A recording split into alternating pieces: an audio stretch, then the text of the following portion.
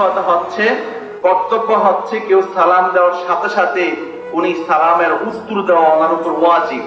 যদি তিনি ওয়াজিব তরক করেন তাহলে গুনাহগার হবেন। তার মানে আপনি সালাম দিবেন, সওয়াব বেশি, আবার আপনি অহংকার মুক্ত হবেন, আল্লাহ পাকের রহমত, দয়া, অনুগ্রহ আপনার উপর নাজিল হবে।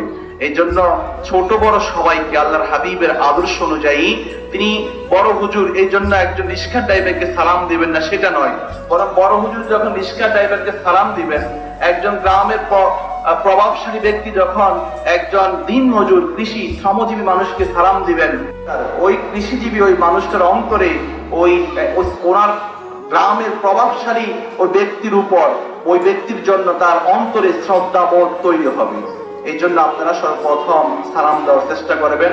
আসুন আমরা আবার সালাম বিনিময় করি। আসসালামু আলাইকুম ওয়া রাহমাতুল্লাহি তাআলা ওয়া বারাকাতুহু।